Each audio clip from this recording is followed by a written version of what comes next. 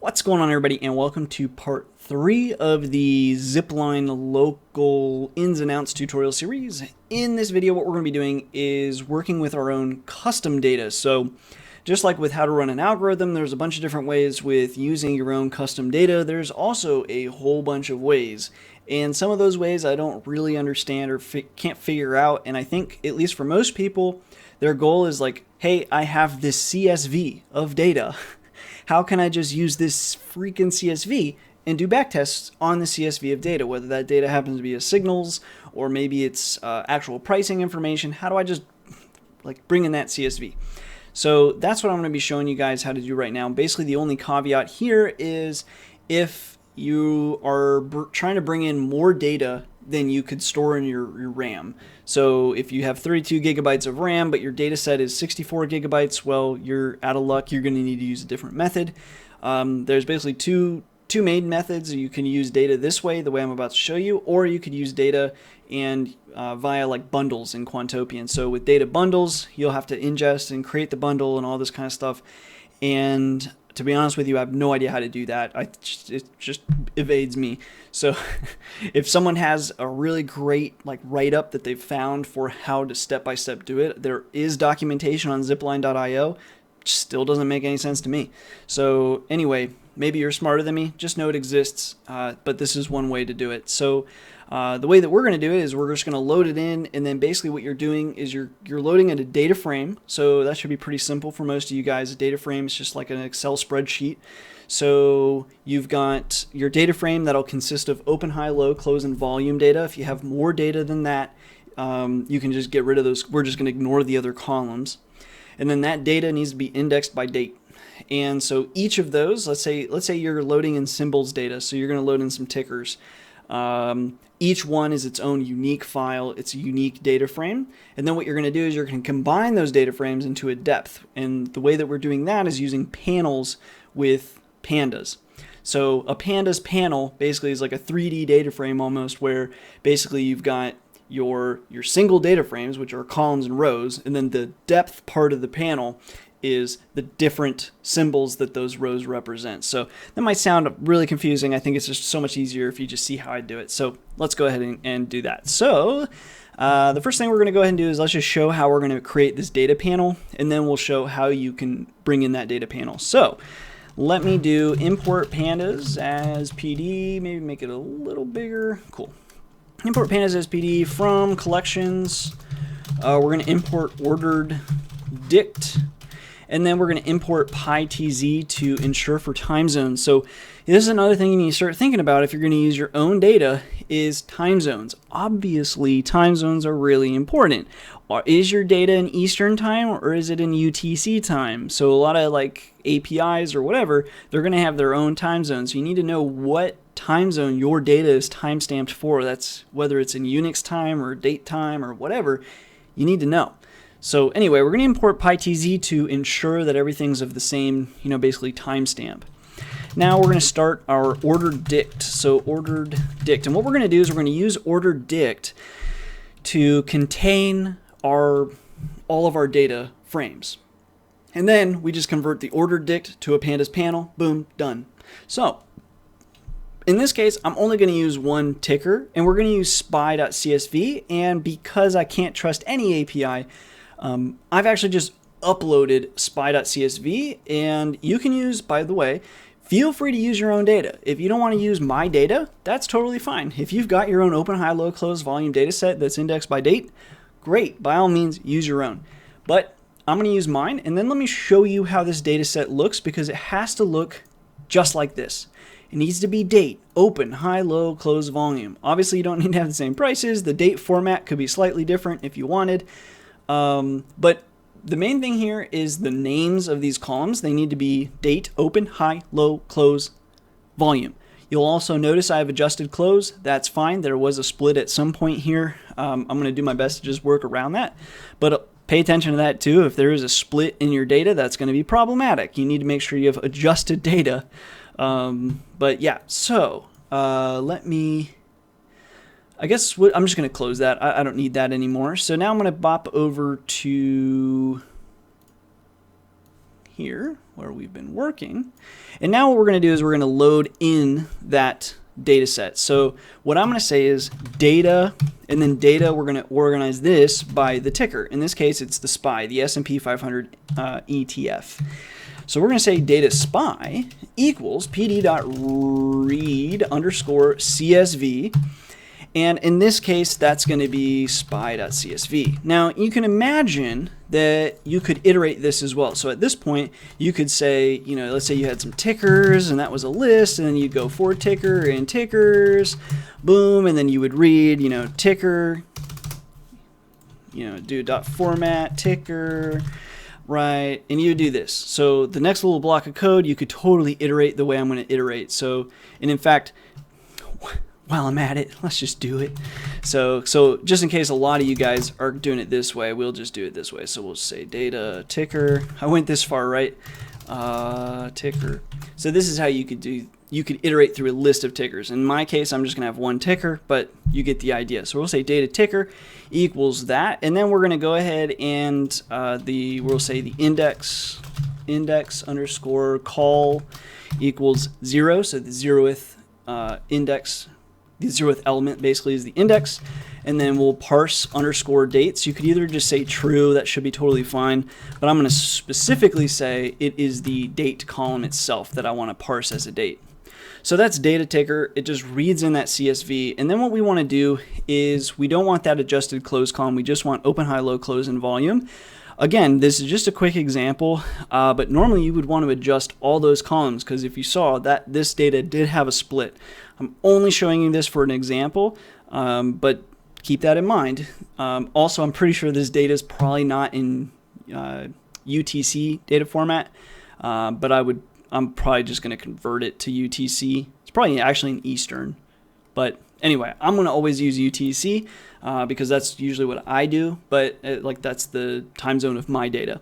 But anyways, data ticker, read in that CSV. The next thing that we're going to go ahead and do is we're going to say data ticker equals data ticker, and then we're going to specify those columns. So it would be ticker, and then we want very, very specifically open, high, low, close, and volume.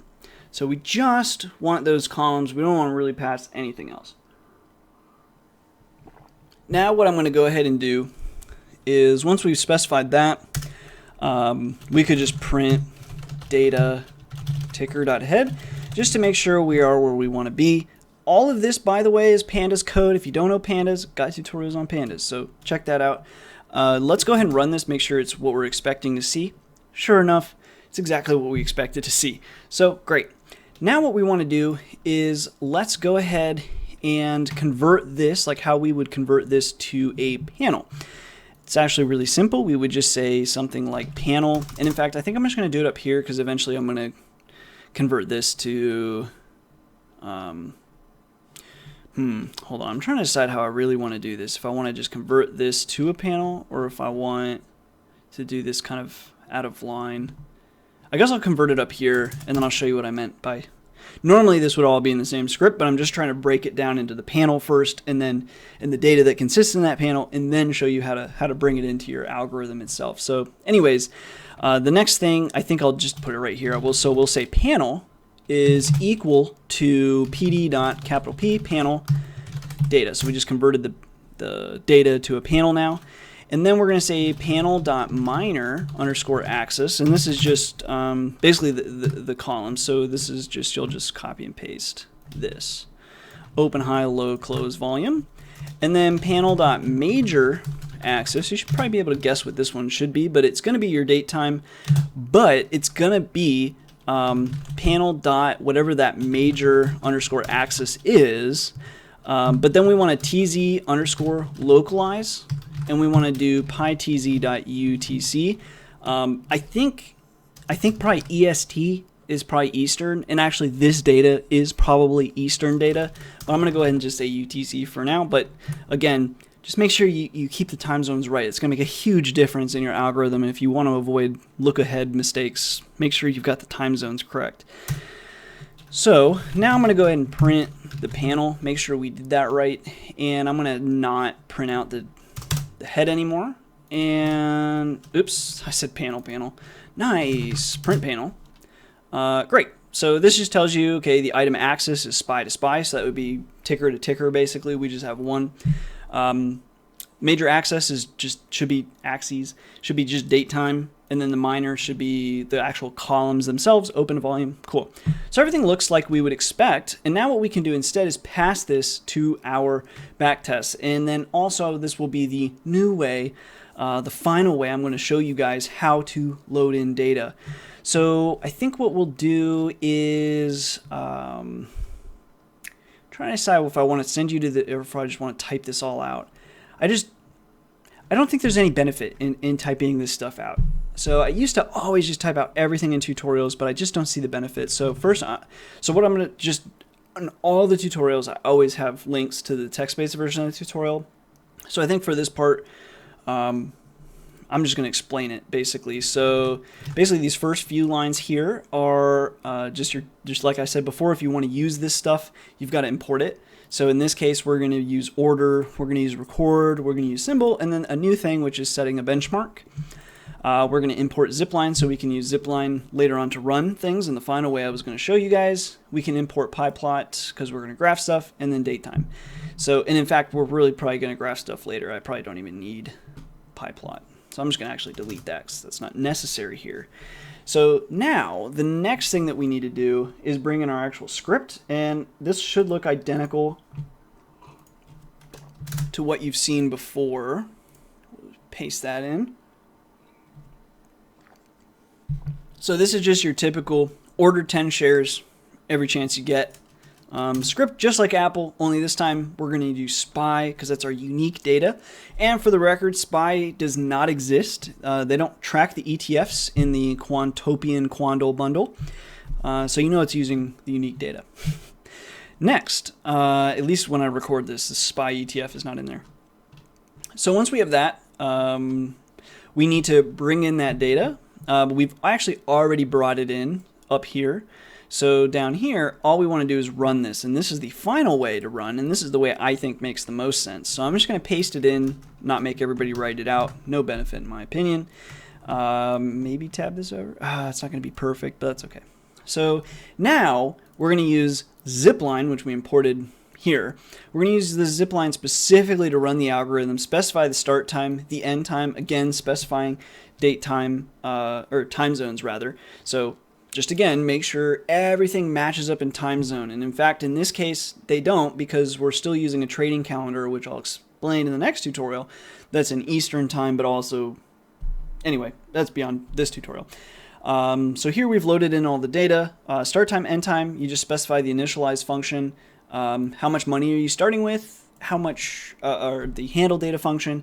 And then finally, you can either specify a unique bundle or you can specify data. So these are mutually exclusive. If you use data, you can't use bundle, and if you use bundle, you can't use data, obviously.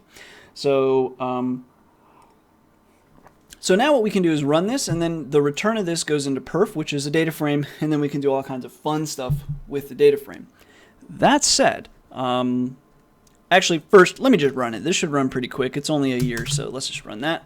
And then, yeah, so that's done. And then now we can say, you know, perf.head. And then we can import matplotlib.pyplot as plt. Perf.portfolio underscore, I think it's value dot plot plt.show. Cool. There you go. Okay, so same thing as before, only this time it's all in the same little script.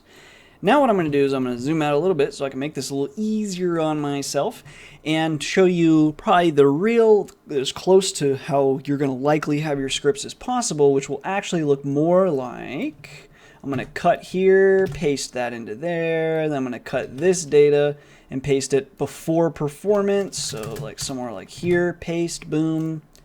Fix the PEP8 issues, beautiful. And then down here, I don't know, we got to make sure from matplotlib import style.use ggplot. Okay, so the way that you'll more likely do it, let me get rid of this one, double D to remove, and no jokes please.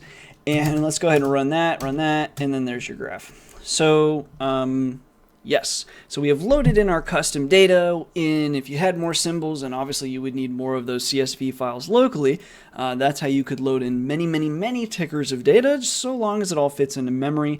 That said, if your data doesn't fit into memory, it's probably going to take forever. So like if you were doing like, I don't know, high frequency tick data, to have 64 gigs of high frequency tick data, you would need a long history of that, and to backtest that alone is going to take forever.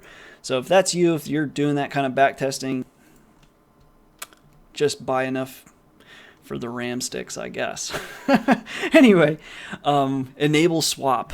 So anyway, yeah, so that's how you can load in custom data. Of course, though, many people, obviously, some people want to use data and trade the New York Stock Exchange. But now what we want to talk about is how can we load in and customize our data for specific markets.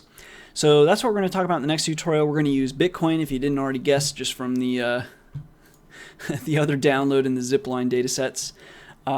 So we're going to use Bitcoin, but again, just like always, if you have some other data set that you want to use, by all means, you don't have to follow ours. If you have questions, comments, concerns, whatever, suggestions, feel free to post them below. If you want to support the content, pythonprogramming.net/support. Otherwise, I will see you in the very next tutorial.